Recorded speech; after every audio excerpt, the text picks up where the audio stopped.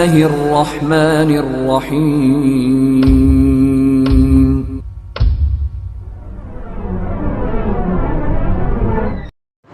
شہرت کے لیے سب کچھ لوگ کرتے ہیں۔ اب فرانس کے صدر کو کون جانتے تھے؟ کون نام لیتے تھے اس کا؟ لیکن مائکرون کا نام اب بہت سارے لوگ جاننے لگے کہ ہاں بھی فرانس کا صدر ہے، فرانس میں ایسا ہوا تو ہائی لائٹ ہو گیا۔ وسیم رضوی کو کون جانتا تھا؟ لیکن اس نے کیا کیا؟ یہی راستہ اپنایا اپنے آپ کو فیمس کرنے کا، تاکہ آگے کچھ اور ترقی مل سکے، تاکہ اپنے آقاؤں کو خوش کر کے ہو سکتا ہے کچھ اور ترقی مل جائے مجھے۔ پہلے صحابہ کرام کے اوپر اس نے کیچڑ اچھالے، پھر اس کے بعد جو ہے اس ملعون نے اما عائشہ رضی اللہ تعالی عنہا پر انگلی اٹھائی، اور پھر اس کے بعد رسول اللہ صلی اللہ علیہ وسلم پر ایسی کتاب اس نے لکھی۔ تو یہ سب ایک طریقہ ہوتا ہے شہرت پانے کے لیے، سستی شہرت جس کو بولتے ہیں، آسانی شہرت پانے کے لیے کچھ بھی غلط بول دو، لوگ ہائی لائٹ کر دیں گے، انہوں ایسا بولے، انہوں ایسا بولے، انہوں ایسا بولے، نتیجہ کیا ہے؟ آٹومیٹک آدمی فیمس ہو جاتا۔ اب ان کو فیمس ہونا ہے، چاہے اچھے طریقے سے یا برے طریقے سے، ان کا نام آنا چاہیے کہ میں فلاں ہوں، لوگ جانے دنیا کے لوگ، اور ہائی لائٹ ہو جاتے۔ دوسرا جو ہے، اس لیے ایسا کیا جاتا ہے تاکہ ہمارے نوجوان بھڑکیں۔ ہاں، یہ بھی ایک وجہ ہوتی ہے، ہمارے نوجوان جو ہے جوش میں آئیں، بھڑکیں، اور غلط جگہ اپنا غصہ نکالیں، غلط جگہ اپنی طاقت کا مظاہرہ کریں، جہاں نہیں کرنا چاہیے وہ کام جا کر کے کریں، غلط جگہ پر مظاہرہ کریں، توڑ پھوڑ کریں، کچھ غلط کام کریں، نتیجہ کیا ہے کہ ان کو اٹھا کر کے جیل میں ڈالو، جوانی پوری ختم ہو۔ کیونکہ نوجوان ہی قوم کے معمار ہوتے ہیں، اصل نوجوان ہوتے ہیں، نوجوانوں کو اٹھا کر لے جا کر ڈال دو۔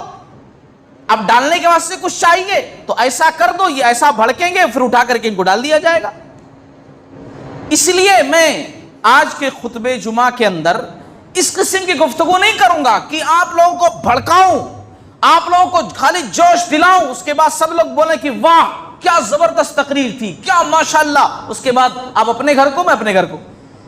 میں اس قسم کی گفتگو نہیں کرتا ہوں، میں جو سچائی ہوتی وہی بتانے کی کوشش کرتا ہوں۔ دیکھو، ایک بات اچھی طریقے سے جان لو کہ دنیا کے اندر ایسا ہوتا رہا ہے، ہمارے نبی کی شان میں گستاخیاں لوگ کرتے رہے ہیں، آج بھی کر رہے ہیں، کرتے رہیں گے، لیکن ایسی گستاخیاں کرنے والے، ایسے خاکہ بنانے والے، اس قسم کے کام کرنے والے دنیا سے مٹ گئے، خاک میں مل گئے، مگر ہمارے نبی کی شان کل بھی تھی، آج بھی ہے، اور انشاءاللہ آگے بھی رہے گی، کیونکہ نبی کی شان کسی انسان نے نہیں دی ہے، نبی کی شان ہم اور آپ نے نہیں دی ہے، نبی کی شان کسی ملک کے لیڈر نے نہیں دی ہے، نبی کی شان دنیا کے نے نہیں دی ہے، بلکہ نبی کی شان عرش والے نے دی ہے، اور عرش والے نے اعلان کیا ہے وَرَفَعْنَا لَكَ ذِكْرَكَ، اے نبی ہم نے آپ کے ذکر کو مکمل کیا ہے، بلند کیا ہے۔ تو جس کا ذکر، جس کی شان، جس کی بلندی، جس کی رفعت، جس کا عروج رب نے دیا ہو، عرش والے نے دیا ہو، دنیا کے لوگ، چلر لوگ کیا مٹا سکتے ہیں؟ کیا مٹا سکتے ہیں؟ میں آپ کو جو ہے کچھ واقعات سناؤں۔ آپ صلی اللہ علیہ وسلم کے دور میں بھی آپ صلی اللہ علیہ وسلم کی شان میں گستاخیاں کرنے والے تھے، اور اپنے کیفر کردار کو پہنچے، کیونکہ مدینہ ایک اسلامی ریاست بن چکا تھا۔ اسلامی ریاست کے اندر اس قسم کی بات ہو تو صرف سزائے موت ہے۔ ہاں، گستاخ رسول کی سزا صرف سزائے موت ہے، صرف سزائے موت۔ اور آپ کو بتاؤں آگے بڑھ کر کے، اگر گستاخ رسول خانہ کعبہ کا پردہ جا کر پکڑ کر لٹک جائے نا، تب بھی اس کو معاف نہیں کیا جا سکتا۔ ہاں، میں اس لیے کہہ رہا ہوں، مثال دے رہا ہوں، کیونکہ اگر کسی کے باپ کا قاتل ہے اور قتل کے بدلے قتل ہے، لیکن حرم کے اندر اس کو نہیں مار سکتے ہیں کیونکہ وہ حرم ہے، وہ نہیں مار سکتے، لیکن اگر گستاخ نبی ہے، گستاخ رسول ہے، اور خانہ کعبہ کا پردہ پکڑ کر لٹکا ہوا ہے، تب بھی اس کو نہیں چھوڑا جائے گا۔ اتنا بڑا جرم ہے نبی کی شان میں گستاخی کرنا، اور اللہ کے نبی صلی اللہ علیہ وسلم نے ایسا کیا بھی۔ فتح مکہ کا واقعہ یاد کیجئے، مکہ جب فتح ہوا تو اس موقع پر جو ہے ابن خطل ایک شخص تھا، نبی کی شان میں ہمیشہ گستاخیاں کرنے والا۔ اب سن 8 ہجری میں مکہ فتح ہو گیا، صحابہ کرام نے کہا اے اللہ کے نبی صلی اللہ علیہ وسلم، معافی کا اعلان تو سب کو دے دیا گیا ہے، مگر ابن خطل جو ہے وہ خانہ کعبہ کا پردہ پکڑ کر لٹکا ہوا ہے بچنے کے واسطے۔ پہلے بہت بولتا تھا، گالیاں دیتا تھا، برا بھلا کہتا تھا، مگر اب اب مسلمانوں کی باری آئی نا تو جا کر بچنے کے واسطے خانہ کعبہ کا پردہ پکڑ کر لٹکا ہوا ہے، وہ جو غلاف ہوتا ہے پردہ، آپ صلی اللہ علیہ وسلم نے کہا تب بھی مت چھوڑنا اس کو۔ نبی کی شان میں گستاخی کرنا اتنا بڑا جرم ہے کہ اگر خانہ کعبہ کا پردہ پکڑ کر کوئی شخص لٹکا رہے تبھی معاف نہیں کیا جائے گا۔ لیکن نوجوانوں یہاں پر میں بتا دوں خاص طور سے یہ اس وقت ہے جب آپ صلی اللہ علیہ وسلم نے مکہ فتح کیا، مدینہ ایک ریاست بن چکی تھی، لیکن اس سے پہلے مکہ کے اندر آپ صلی اللہ علیہ وسلم کو اتنا ستایا جاتا تھا، برا بھلا مجنون پاگل دیوانہ نعوذ باللہ من ذالک کہا جاتا تھا، مگر آپ صلی اللہ علیہ وسلم نے کچھ کیا نہیں۔ سمجھو میں کیا کہنا چاہ رہا ہوں، ہمارا ملک جو ہے یہ مختلف تہذیبیں یہاں پر ہیں، ایک قانون یہاں پر ہے، ایک سسٹم یہاں پر ہے، تو قانون سزا دے گا۔ مسلمانوں کو چاہیے قانون پر پریشر بنائے، تمام لوگ، تمام تنظیمیں، ہر کوئی مل کر پریشر بنائے اس چیز کا، ورنہ کوئی شخص جا کر مار دے یہ اسلام اجازت نہیں دیتا۔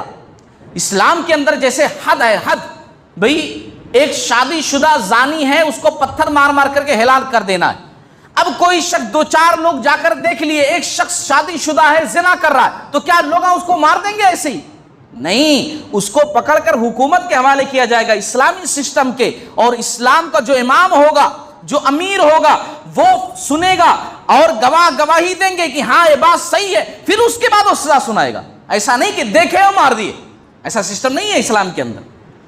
تو یہ جو سسٹم ہوتا ہے کہ خود ہی جا کر فیصلہ کر لو، یہ بات جو ہے ٹھیک نہیں ہے۔ اللہ کے نبی صلی اللہ علیہ وسلم کے دور میں صحیح بخاری 4039 کی حدیث ہے، کتاب المغازی کی ایک واقعہ سناؤ، بڑا دلچسپ واقعہ ہے، سنیے یہ واقعے کو، بڑا دلچسپ واقعہ ہے۔ اس واقعے سے جہاں آپ کو پتا چلے گا کہ صحابہ کرام کتنے بہادر تھے، صحابہ کرام کتنے بہادر تھے، اسلام کے واسطے کتنے دلیر تھے، کس طریقے سے جان ہتھیلی پر لے کر کے وہ اسلام کی سربلندی کے لیے ہمیشہ لگے رہتے تھے۔ اس واقعے سے پتا چلے گا، ایک یہودی تھا، بہت بڑا تاجر تھا، ابو رافع اس کا نام تھا، ابو رافع، اور اس کا پرسنل خود کا قلعہ تھا، اسی میں رہتا تھا وہ، اس کے لوگ وہاں پر رہتے تھے، اس کے بستی کے لوگ وہاں پہ رہتے تھے، بڑا پاورفل تھا۔ نبی کی شان میں ہمیشہ گستاخی، گالی گلوج، برا بھلا، آپ صلی اللہ علیہ وسلم سنتے سنتے سنتے سنتے تنگ آ گئے آپ صلی اللہ علیہ وسلم۔ صحابہ کرام کو بھی تکلیف پہنچتی، کیونکہ جب نبی کی شان میں کوئی گستاخی کرے اور نبی کا امتی تکلیف نہیں پہنچے گی، اور صحابہ کرام محبت کرنے والے لوگ بڑی تکلیف ان کو پہنچتی تھی۔ اللہ کے نبی صلی اللہ علیہ وسلم نے کہا کہ اب اس کا منہ بند کرنا پڑے گا، بہت ہو گیا۔ تو چند انصاری صحابی اٹھ کر کھڑے ہوئے، اللہ کے نبی صلی اللہ علیہ وسلم یہ ذمہ داری ہمیں سونپی۔ آپ صلی اللہ علیہ وسلم نے کہا ٹھیک ہے تم لوگ اس کا کام کرو، اور اس گروپ کے امیر عبداللہ بن عتیق رضی اللہ تعالی عنہ بنے۔ عبداللہ بن عتیق، یہ نام یاد رکھیے، عبداللہ بن عتیق رضی اللہ تعالی عنہ۔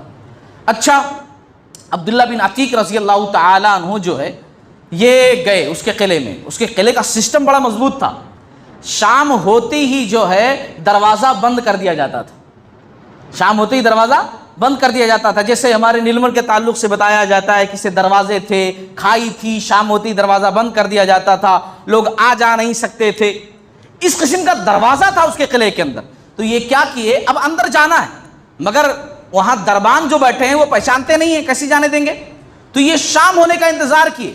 جب آخری لوگ چلے گئے تو یہ کیا کیے، اپنے بندوں کو پہلے بھیج دیے، یہ کیا کیے کہ وہاں ایسے ہی حاجت کرنے کے بہانے بیٹھ گئے ایک طرف چہرہ کر کے، ایسا لگ رہا حاجت کر رہے ہیں، ضرورت کر رہے ہیں۔ تو دربانوں نے، شام زیادہ ہوگی، دربانوں نے کہا او بھائی اتنے دیر سے بیٹھے ہوئے، چلو جلدی سے فارغ ہو، جلدی آ جاؤ۔ انہوں کیا کیے، جلدی جلدی کپڑا سمیٹتے ہوئے اندر چلے گئے۔ پھر اس کے بعد رات ہونے کا انتظار کیے، اپنے ساتھیوں سے کہا تم لوگ کسی طریقے سے نکل جاؤ، کیونکہ یہاں زیادہ لوگ رہو گے تو گڑبڑ ہو جائے گا، بہت سخت پہرا ہے، چاروں طرف جو ہے پہرے دار لگے ہوئے ہیں، اور یہ ابو رافع جو ہے یہ ایسے جگہ پر رہتا ہے کہ کئی دروازے ہیں، یعنی قلعہ ہے، پھر قلعے کے اندر قلعہ ہے، اس کا گھر جو ہے بڑا سیف ہے، کئی دروازے ہیں، اور لاسٹ روم کے اندر اس کا سونے کا جو ہے حصہ ہے، وہاں سوتا ہے۔ تو اکیلے ہی کام بن پڑے گا، مجھے یہ ذمہ داری دو، تم لوگ جاؤ اور میں اکیلے نبھا کر کے آؤں گا۔ اب آپ سوچئے کتنا خطرہ، چاروں طرف خطرہ دشمن کے بیچ میں موجود ہے، مگر ہمت دیکھیے۔ اچھا، رات ہوئی، کسی بھی طریقے سے پہرے داروں سے نظر بچاتے ہوئے دروازے کھولتے ہوئے ایک دروازہ کھولتے اندر سے بند کر دیتے. واپسی کے بارے میں نہیں سوچ رہے ابھی نکلوں گا کیسے, اگر کام کر بھی لیا تو نکلوں گا کیسے. ایک دروازہ کھولے اندر سے بند, دوسرا دروازہ کھولے اندر سے بند, ایسے ایسے جا کر کے پہنچے. اور پھر اس کے بعد جب اس کے روم تک پہنچ گئے تو اس کو آواز دی, ابو رافع, ابو رافع, کیونکہ اندھیرا تھا اندر. اب اندھیرا ہے اندر اور ظاہر سی بات ہے اس کے بچے بھی ہوں گے, تو اب اندھیرے میں کیسے کام کیا جائے, اندھیرے میں کیسے کام کیا جائے. انہوں نے آواز دی ابو رافع, ابو رافع. کہا کون ہے, اندھیرے میں سے آواز آئی. اچھا جیسے ہی آواز آئی وار کیا انہوں نے کہ یہاں سے آواز آئی ہے, وار کیا انہوں نے, وار اچھے سے نہیں لگا. اب یہ باہر نکل آئے کمرے سے باہر. اس کے بعد جو ہے باہر افراتفری تھوڑی مچ گئی. پھر یہ گئے بولے کہ اب اچھے سے نہیں, حالانکہ اب بھاگ آنا چاہیے تھا, کوئی بھی ہوتا تو بھاگ آتا, مگر بولے کہ نہیں جب تک کام مکمل نہیں کر لوں گا کچھ بھی ہو جائے میں جاؤں گا نہیں. اس کے بعد جا کر کے آواز بدل کر بولے ہوا کیا یہاں پر ابو رافع, کچھ ہوا کیا. اب اس نے برا بھلا کہتے ہوئے کہا کہ تم لوگ کیا ہوا پوچھ رہے ہو. اس نے سمجھا کہ میرا کوئی محافظ ہے, کیا ہوا پوچھ رہے ہو, کسی نے مجھ پر حملہ کیا ہے. اچھا اتنا سننا تھا, پھر حملہ کیا آواز, اور اب کی اچھا وار کیا. وار کرنے کے بعد اب جلدی جلدی باہر نکلے. مگر کیا ہے کہ ابھی بھی یہ آ سکتے تھے مدینہ, مگر وہیں ٹھہرے رہے ایک جگہ چھپ کر کے, قلعے کے اندر ہی رہے. بولے کہ جب تک یہ نیوز نہیں مل جاتی کہ اس کا کام تمام ہو گیا تب تک یہاں سے جاؤں گا نہیں. ہو سکتا بچ گیا ہو تو, اس لیے ابھی نہیں جاؤں گا مدینہ میں. آپ صلی اللہ علیہ وسلم سے وعدہ کر کے آیا ہوں, کام ختم کر کے آؤں گا. اس کے بعد جب صبح کی سفیدی پھوٹی تب ایک اعلان کرنے والے نے اعلان کیا کہ یہاں کے سردار ابو رافع ختم ہو گئے. تب جو ہے یہ سوچے کہ ہاں الحمدللہ ایک دشمن رسول, گستاخ رسول کیفر کردار کو پہنچ گیا, اب مدینہ جا سکتا ہوں. مارے خوشی کے یہ ایک دیوار سے نیچے کود گئے, مارے خوشی کے. دراصل دیوار بہت اونچی تھی لیکن خوشی میں یہ اندازہ نہیں کر پائے کہ دیوار بہت اونچی ہے. انہوں نے سوچے بڑے نیچی, اور خوشی میں کود گئے. اب کودے تو پیر کی ہڈی ٹوٹ گئی, لیکن پھر بھی مرد مجاہد کپڑے سے باندھا ٹوٹے ہوئے حصے کو اور گھسیٹتے ہوئے آپ صلی اللہ علیہ وسلم کے پاس پہنچے اور کہا یا رسول اللہ صلی اللہ علیہ وسلم کام ہو گیا ہے. اس نے غلط کیا, آپ کی شان میں گستاخی کی اور گستاخیوں پر گستاخی کی, برداشت سے باہر ہو گیا, میں نے کام ختم کر دیا. آپ صلی اللہ علیہ وسلم نے بھی کیا کہ آپ نبی تھے نا, نبی تھے, اللہ کے حبیب تھے, اللہ کے محبوب تھے. آپ صلی اللہ علیہ وسلم نے ہاتھ وہاں پر رکھا جہاں ہڈیاں ٹوٹی تھیں اور دعا پڑھی, سب کچھ صحیح ہو گیا. اس کے بعد کبھی ان کے پیر میں درد ہی نہیں ہوا, سب کچھ ٹھیک ہو گیا الحمدللہ. صحیح بخاری کی حدیث. یہ واقعہ میں نے کیوں سنایا آپ لوگوں کو, دیکھو گستاخ رسول کی سزا آپ صلی اللہ علیہ وسلم کے دور میں کس طرح دی گئی. لیکن اس کا مطلب پھر میں کہوں گا, اس کا مطلب میں یہ نہیں کہنا چاہتا ہوں ہمارا کوئی نوجوان غصے میں نکل جائے اور خود ہی فیصلہ کرنا شروع کر دے. نہیں نہیں نہیں, اسلامی ریاست تھی وہ, ہے نا, وہاں کا قانون وہی تھا. آپ صلی اللہ علیہ وسلم حاکم تھے, حاکم وقت تھے, اس لیے جو ہے ایسا ڈیسیجن لیا گیا. یہاں پر یہ ڈیسیجن لینا صحیح نہیں ہے, اس لیے ایسا نہیں کر سکتے. ایک بات اچھی طرح جان لو کہ گستاخ رسول کو سزا ملے گی اور ضرور ملے گی انشاءاللہ. ایسے کتنے واقعات ہیں میری نظروں کے سامنے کہ اللہ رب العالمین نے انہیں سزا دی ہے. گستاخ رسول چاہے وہ کوئی بھی ہو, وسیم رضوی یہ سمجھتا ہے کہ وہ دنیاوی مفاد کے خاطر اس قسم کے حربے آزما رہا ہے, اور وہ اس مسلمانوں سے اس کا تو دور دور تک تعلق نہیں ہے. نام مسلمانوں جیسا ہے اسی لیے سب سمجھ رہے ہیں کہ مسلمان ہے, نام جیسا, ورنہ اس کے اندر اسلام والی بات پہلے بھی کبھی نہیں تھی اور آج تو ہے بھی نہیں, بالکل نہیں ہے. کیا ایسے لوگ بچ جائیں گے؟ عرش والا کیا ایسے لوگوں کو چھوڑ دے گا؟ بالکل نہیں, انشاءاللہ سزا ملے گی. مجھے پوری امید ہے, آپ لوگوں کو بھی امید رکھنی چاہیے کہ عرش والا ایسے لوگوں کو کبھی نہیں چھوڑے گا جو اس کے نبی کی شان میں گستاخیاں کرتے پھرے. میں آپ کو واقعات سناؤں, صحیح بخاری کی حدیث ہے. ایک شخص آپ صلی اللہ علیہ وسلم کے دور میں عیسائی تھا, عیسائی شخص تھا. اچھا وہ مسلمان ہو گیا. مسلمان ہونے کے بعد جو صحابہ کرام لکھنا پڑھنا جانتے تھے ان کے گروپ میں شامل ہوگا, کیونکہ وہ لکھنا پڑھنا جانتا تھا. تو اس نے کیا کیا, لکھائی پڑھائی کی, اور میرے علم کے مطابق اس نے سورہ بقرہ, سورہ آل عمران صحابہ کرام کے ساتھ مل کر کے لکھی. جب وحی نازل ہوئی تو اس میں اس نے لکھا بھی, کیونکہ لکھنا پڑھنا جانتا تھا, تو اس نے لکھنے کا بھی کام کیا. پھر وہ مرتد ہو گیا, اسلام سے پھر گیا, پھر عیسائی ہو گیا, اور عیسائیوں میں جا کر کے یہ کہنے لگا محمد صلی اللہ علیہ وسلم. ان کو کچھ نہیں آتا, کچھ بھی نہیں آتا جی ان کو. وہ جو میں لکھ کر کے دیا ہوں نا, وہی انہوں پڑھ کر لوگوں کو سناتے رہتے ہیں. ان کو خود کچھ بھی نہیں آتا, کچھ بھی نہیں آتا. جو میں لکھ کر دیا ہوں نا, وہی انہوں سناتے رہتے لوگوں کو. اس کے بعد اس کی موت واقع ہو گئی. اچھا, ایک دن مر گیا وہ, اس کے لوگ جا کر قبر میں اس کو دفن کر دیے. دوسرے دن اس کی لاش جو ہے قبر سے باہر پڑی ہوئی ہے, صحیح بخاری کی حدیث, لاش باہر پڑی ہوئی ہے.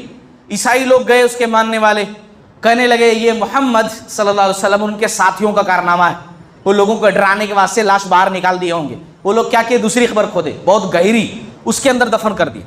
پھر اس کے بعد دوسرے دن صبح پھر وہی انجام, لاش باہر پڑی ہوئی ہے. تیسرے دن پھر انہوں نے ایسا کیا, اور گہرا گڑھا کر کے اس میں ڈال دیا لاش کو, پھر لاش باہر نکلی ہوئی ہے. آخر کار وہ لوگ سمجھ گئے کہ اس کے برے افعال کی وجہ سے اس کا انجام ہوا ہے, اور جو محمد صلی اللہ علیہ وسلم اور ان کے ساتھیوں نے جو چاہا وہی ہوا ہے. انہوں نے کیا نہیں ہے, بلکہ اللہ رب العالمین نے کیا ہے اس کے ساتھ. یہ انجام ہوا اس کا, تو بچ نہیں سکتا کوئی بھی. اور آپ کو سناؤں, آپ صلی اللہ علیہ وسلم کے دور میں دو سپر طاقتیں تھیں, روم اور ایران. روم اور ایران دو ملک ایسے تھے اس وقت جو سپر پاور تھے, ان سے کوئی ٹکر نہیں لے سکتا تھا. آپ صلی اللہ علیہ وسلم نے مدینہ پہنچنے کے بعد ان کو خط لکھا تھا, اسلام کی دعوت دی تھی, اور خط کے اندر یہ لکھا تھا, یہ خط محمد صلی اللہ علیہ وسلم کی جانب سے, رسول کی جانب سے آپ کو بھیجا جا رہا ہے. پہلے اللہ کا نام لکھا آپ صلی اللہ علیہ وسلم نے, پھر اپنا نام لکھا کہ من جانب فلاں, میری طرف سے فلاں کو. بعد میں وہاں کے بادشاہ کا نام لکھا, جو ایران کا بادشاہ اس وقت خسرو پرویز بادشاہ تھا. خسرو پرویز تقریباً لمبے عرصے سے وہ تھا, تقریباً میرے حساب سے 39 ایئرس ہو چکے تھے. 39 سال 40 سال سے لگاتار وہی بادشاہ بنتا ہوا چلا آ رہا تھا, وہی بادشاہ تھا, اس کی حکومت تھی, اور دور دور تک اس کی حکومت پھیلی ہوئی تھی, سپر پاور تھا. اور آپ صلی اللہ علیہ وسلم نے ایک صحابی کے ہاتھوں لیٹر بھجوایا کہ جا کر کے اس کو اسلام کی دعوت دو. اچھا, لیٹر پڑھ کر اس کو سنایا گیا, اس کو بڑا غصہ آیا. بادشاہ تھا نا, کہ ہاں پہلے اپنا نام, اور وہ بھی پہلے یہ اللہ کا نام, یہ کون کس کا نام لکھے, میرا نام پہلے ہونا, تو پہلے اللہ کا نام, پھر اپنا نام, پھر اس کے بعد سب سے لاسٹ میں میرا نام, اور وہ بھی مجھے سمجھا رہے ہیں, مجھے بتا رہے ہیں. اس نے کیا کیا, غصے سے پھاڑ دیا خط کو, خط کو پھاڑ دیا. اور کیا کیا کہ اس کا ایک گورنر تھا یمن کے اندر, مدینہ کے قریب یمن علاقہ, وہاں اس کی حکومت وہاں تک تھی. یمن کے گورنر کو اس نے لیٹر لکھا کہ یمن کے گورنر, تم 2 پہلوانوں کو بھیجو, اور کوئی شخص ہے نا وہ عرب کے اندر محمد صلی اللہ علیہ وسلم نام کے, ان کو پکڑ کر ہمارے پاس بھیجو. بڑا معمولی ہلکے میں لیا اس نے, کیونکہ اتنے سالوں سے بادشاہ تھا اور بڑا شخص تھا. آپ صلی اللہ علیہ وسلم کی شخصیت کو بڑے ہلکے میں لیا اس نے. اس نے اپنے گورنر کو لکھا, معمولی گورنر کو, کہ 2 پہلوانوں کو بھیجو, پکڑ کر میرے پاس لاؤ. اچھا, یہ دونوں پہلوان پہنچ گئے مدینہ, آپ صلی اللہ علیہ وسلم سے ملے. صحابہ کرام نے کچھ نہیں کہا, سامنے حاضر کر دیا, یہ لوگ ایسے ایسے آئے ہیں, یمن کے گورنر نے بھیجا ہے کہ وہاں جو ہے ایران کے بادشاہ خسرو پرویز نے پیغام بھیجا ہے کہ آپ کو پکڑ کر لے کر آئے. تو آپ صلی اللہ علیہ وسلم نے کہا ایسا کرو کہ تم لوگ میرے پاس ٹھہر جاؤ, کل میں تم لوگوں سے بات کرتا ہوں. ان دونوں کو ٹھہرا دیے, اور اس کے بعد آپ صلی اللہ علیہ وسلم نے صحابہ کرام کے سامنے کہا, جبکہ اطلاع مل چکی تھی آپ صلی اللہ علیہ وسلم کو کہ لیٹر پھاڑ دیا گیا ہے, تو آپ صلی اللہ علیہ وسلم نے کہا کہ جس طرح اس نے میرے لیٹر کو پھاڑا ہے نا, اللہ تعالیٰ اس کی سلطنت کو پھاڑ دے گا, اس کی سلطنت کو اللہ ٹکڑے ٹکڑے کر دے گا, اس کی سلطنت کو ختم کر دے گا اللہ رب العالمین. اور ایسا ہی ہوا, ایسا ہی ہوا, اس کی سلطنت تباہ و برباد ہو گئی. اس کے بیٹے نے, شیروے نے خود اس کا مرڈر کیا. خسرو پرویز کو اس کے بیٹے نے مارا, اور اس کے سامنے خسرو پرویز کے کتنے سارے بچوں کو, تقریباً 18, یعنی اپنے بھائیوں کو ہی, بھائی نے اپنے بھائیوں کو ختم کر دیا. کیا؟ تاکہ حکومت مجھے ملے. बादशाह को मारा, बाप को खत्म किया, अपने भाइयों को खत्म किया, ताकि मेरे मद्दे मुकाबिल कोई ना रह जाए और मैं ही बादशाह रहूं। और फिर उसके बाद हुकूमत टूटती चली गई, सुपर पावर हुकूमत टूटती चली गई। और फिर लास्ट हुक्मरां यज़्दगुर्द जो था उमर बिन खत्ताब रजी अल्लाह ताला अन्हु के दौर में, वो भी फिनिश हो गया, खत्म हो गया। ईरान की पूरी सल्तनत तबाह बर्बाद हो गई। ये आप सल्लल्लाहु अलैहि वसल्लम की शान में गुस्ताखी करने का नतीजा, गुस्ताखी करने का नतीजा। खत्म हो गई सारी हुकूमत। तो जो नबी की शान में गुस्ताखियां करते हैं उन्हें डरना चाहिए अल्लाह ताला के अजाब से। और वो सब सारी दूर की बातें तो छोड़िए, अबू लहब का अंजाम क्या हुआ? अबू लहब का नाम तो आप लोगों ने सुना है ना, क्या हुआ अंजाम? अबू लहब चाचा था रिश्ते में आप सल्लल्लाहु अलैहि वसल्लम का, मगर तकलीफें पहुंचाने में सबसे आगे, बुराइयां करने में सबसे आगे, नबी की शान में गुस्ताखियां करने में सबसे आगे। अल्लाह ने क्या किया? जंगे बदर के बाद अल्लाह ने उसको ताउन की बीमारी दे दी। ताउन की बीमारी, पूरा जिस्म गल जाता, सड़ जाता, जगह जगह फोड़े हो जाते। अल्लाह ने वो बीमारी दे दी। उस 7 दिन तक तड़प तड़प कर उस बीमारी में खत्म हुआ वो बंदा। और हालत ये हो गई, 3 दिन से उसकी लाश उसके घर में पड़ी हुई है, कोई दफन करने वाला नहीं, कोई कफन पहनाने वाला नहीं। उसके बेटे खुद उसके करीब नहीं जा रहे हैं कि करीब जाएंगे तो हमको भी बीमारी लग जाएगी। लोगों ने आर दिलाई, शर्म दिलाई, तुम्हारा बाप था, लाश पड़ी हुई है, बदबू आ रही है और ऐसी पड़ी हुई है, दफन करो ना। तब वो लोग गुलामों के जरिए से, नौकरों के जरिए से उठवा करके किसी भी तरीके से एक जगह ले जा करके, दफन भी नहीं किए, पत्थर डाल डाल कर ढक दिए खाली लाश। ये अंजाम हुआ अबू लहब का। ये वही अबू लहब है जिसके ताल्लुक से अल्लाह ने कुरान में कहा तब्बत यदा अबी लहब व तब। ये गुस्ताखे रसूल का अंजाम है। और अबू लहब का बेटा उतबा बिन अबू लहब, जानते हैं इसका अंजाम क्या हुआ था? इसने भी नबी के शान में गुस्ताखी की थी। इसने क्या किया था? आप सल्लल्लाहु अलैहि वसल्लम के चेहरे पर, नऊज़ बिल्लाहि मिन ज़ालिक, वो चेहरा कि अबू बकर सिद्दीक रज़ी अल्लाह तआला अन्हु को जिस चेहरे को देखकर सुकून मिलता था, उस चेहरे पर थूकने की कोशिश की थी। अल्लाह के नबी सल्लल्लाहु अलैहि वसल्लम ने बद्दुआ की थी, अल्लाहुम्मा सल्लित अलैहि कल्बम मिन कलाबिक, ए अल्लाह अपने कुत्तों में से कोई कुत्ता भेज दे इसके ऊपर। और हुआ यही कि ये शाम की तरफ निकला अपने आदमियों के साथ, नौकरों के साथ, सफर के लिए, तिजारत के लिए। रास्ते में एक जगह पहुंचा जहां जंगल ही जंगल था। तो इसने अपने लोगों को बुलाया, कहा कि देखो मैं निकल तो गया हूं मगर मुझे मोहम्मद सल्लल्लाहु अलैहि वसल्लम की बद्दुआ याद आ रही है। उनकी बात सही ही होती, उन्होंने ऐसा कहा है मेरे लिए। तो ऐसा करो तुम लोग कि चारों तरफ ऐसा आग जला दो, चारों तरफ तुम लोग सो जाओ, बीच में मैं सोऊंगा, बीच में मैं रहूंगा ताकि मुझे कोई नुकसान ना पहुंचे। लेकिन अल्लाह ताला को जो मंजूर होता है वही होता है। दुनिया वाले कुछ भी कर लें, रब जो चाहता है वही होता है। हुआ वही जो अर्श वाले का ऐलान, जो नबी ने बद्दुआ की। रात में एक शेर आया, शेर तमाम लोगों को सूंघ रहा था। हाँ, हदीस के अंदर ये मौजूद है, सब लोगों को सूंघ रहा था, पैरों को सूंघ रहा था, चेहरे को सूंघ रहा था, और तमाम लोगों को छोड़ करके सिर्फ उसी पर जाकर के एक झपटा मारा, सब दड़ से अलग, खत्म कर दिया। ये गुस्ताखे रसूल का अंजाम है। जो नबी की शान में गुस्ताखियां करते हैं उनका यही अंजाम होता है। और अभी हालिया वाकया है, तकरीबन मैं समझता हूं सन 2021 4 अक्टूबर का वाकया होगा, है ना। स्वीडन का मलऊन जिसने बनाया था ना खाका आप सल्लल्लाहु अलैहि वसल्लम का, स्वीडन का, क्या अंजाम हुआ?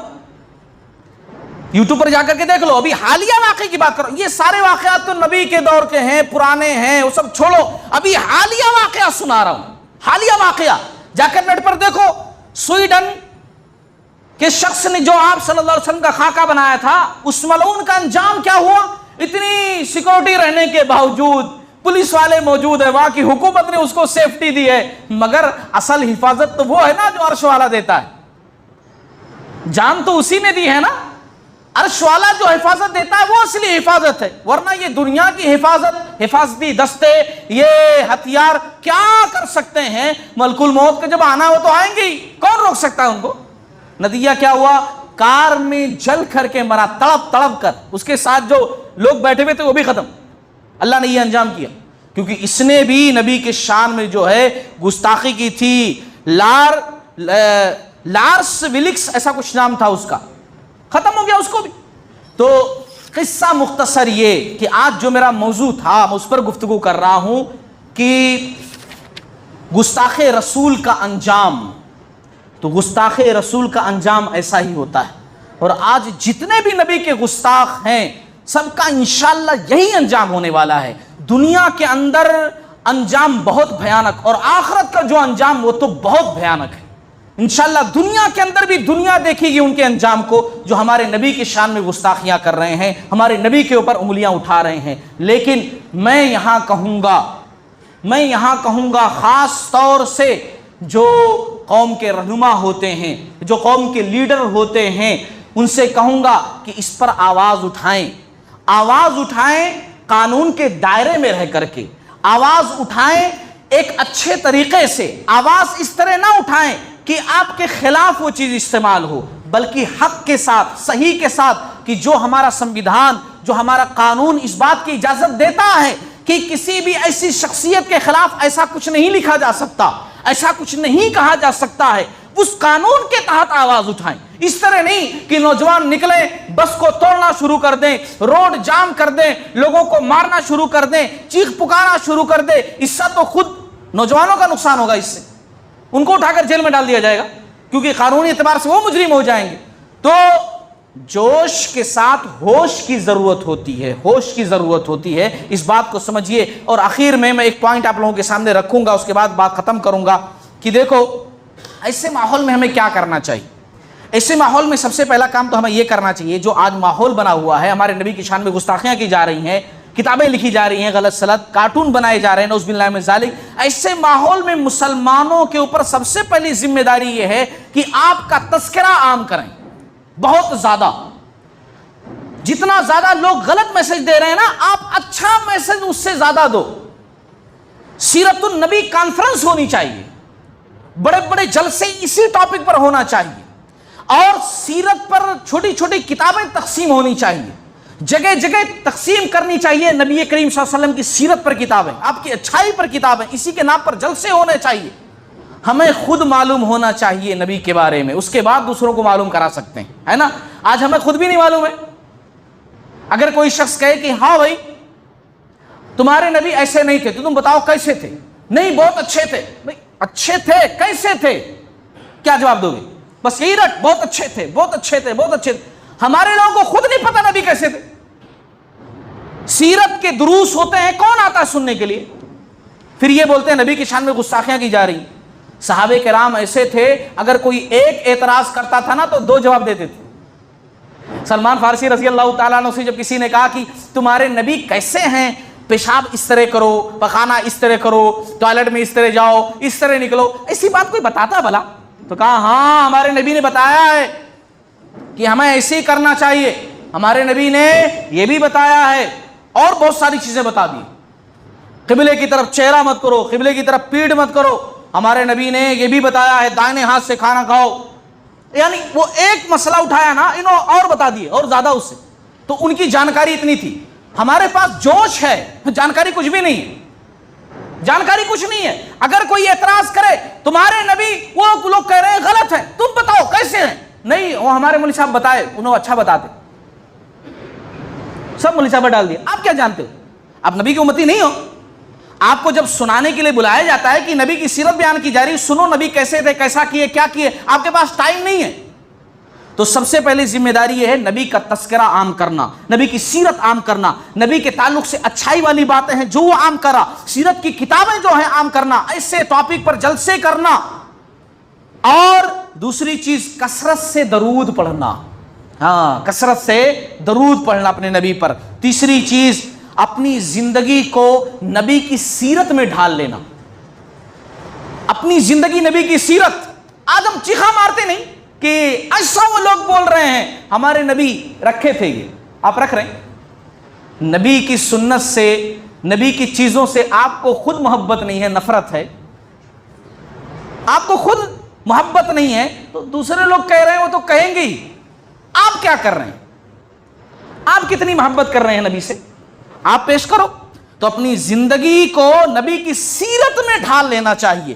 کہ لوگ دیکھیں تو کہیں کہ ہاں واقعی میں یہ فلاں نبی کا امتی ہے، یہ محمد صلی اللہ علیہ وسلم کا امتی ہے، اس کو دیکھ کر پتہ چلتا ہے کہ محمد صلی اللہ علیہ وسلم کتنے گریٹ تھے، کتنے مہان، کتنے عظیم تھے۔ ایسا ہونا چاہیے۔ اور چوتھی چیز، نبی کی نافرمانی چھوڑو، نبی کی نافرمانی چھوڑو، نبی کی نافرمانی چھوڑو، اور نبی کی بات کو سب سے اوپر رکھو۔ آج نبی کی باتوں کو ہم ہی ٹھکرا دیتے ہیں، آج نبی کی باتوں کا ہم ہی پیروں سے روک دیتے ہیں، آج نبی کی باتوں سے اوپر ہم اپنے اماموں کی بات کر دیتے ہیں۔ پھر نبی کی شان ہم تو خود ہی گھٹا رہے ہیں، حالانکہ نبی کی شان کوئی نہیں گھٹا سکتا، لیکن ہم حرکت ویسی کر رہے ہیں۔ تو پہلے ہم خود سدھریں نا۔ اور آخری بات، حکومت سے پرزور مطالبہ ہونا چاہیے اس بات پر، میں بار بار کہوں گا، قانون کے دائرے میں رہ کر کے، کہ یہ چیز غلط ہے، ہمارے جو ہے جذبات پر ٹھیس پہنچائی جا رہی ہے، ہمارے نبی کی شان میں گستاخیاں کی جا رہی ہیں، اس کتاب کو بند ہونا چاہیے، ساتھ ہی ساتھ اس ملعون کو سزا ہونی چاہیے، وسیم رضوی کو، ایسا مطالبہ ہمیں کرنا چاہیے۔ وقت ختم ہو چکا ہے، میری باتیں بھی ختم ہو چکی ہیں۔ اللہ تعالیٰ سے دعا کرتا ہوں کہ اللہ تعالیٰ ہم تمام لوگوں کو ان تمام باتوں کا سمجھنے والا بنائے۔ اللہ رب العالمین جو لوگ ہمارے نبی کی شان میں گستاخیاں کر رہے ہیں، اللہ تعالیٰ ان کو کیفر کردار تک پہنچائے۔ اللہ رب العالمین انہیں دنیا اور آخرت دونوں جگہوں پر بھیانک بدترین سزا دے۔ باری تعالیٰ ہمیں توفیق دے، ہم نبی کے سچے امتی بنیں، سچے چاہنے والے بنیں، نبی کی ذات سے، نبی کی صفات سے، نبی کی سنتوں سے، نبی کے اخلاق سے بھرپور محبت کرنے والا ہمیں اللہ تعالیٰ بنائے۔ اللہ رب العالمین ہم میں سے جو ہمارے بھائی بیمار ہیں، پریشان حال ہیں، ان کی بیماریوں کو، پریشانیوں کو دور فرما دے۔ میری جانکاری میں ایک بچہ ہے سلمان خان، ایسا کچھ نام ہے، ان کا آپریشن ہے، اللہ تعالیٰ آپریشن بہت کامیاب ہو۔ جوانی کی عمر ہے، اللہ رب العالمین بہتر طریقے سے سارے کام ہو، صحت و تندرستی سے اللہ رب العالمین نوازے، تاکہ چل کر کے یہ نوجوان اپنے قوم کی خدمت کر سکیں، اپنے ماں باپ کے بڑھاپے کا سہارا بن سکیں۔ باری تعالیٰ ان کے ذریعے سے، نوجوانوں کے ذریعے سے بہترین کام لے، قوم کے بہترین معمار بنیں یہ لوگ۔ باری تعالیٰ ہم تمام لوگ جو بھی تجھ سے مانگتے ہیں، جائز مطالبات کرتے ہیں، جائز خواہشات رکھتے ہیں، باری تعالیٰ ان تمام خواہشات کو پوری فرما، کیونکہ تیرے سوا کوئی دعائیں قبول کرنے والا نہیں ہے، تیرے سوا کوئی مطالبات پوری کرنے والا نہیں ہے۔ باری تعالیٰ ہم تمام لوگوں کو دنیا اور آخرت دونوں جہان کے کامیابی عنایت فرما، آمین۔ وآخر دعوانا الحمدللہ۔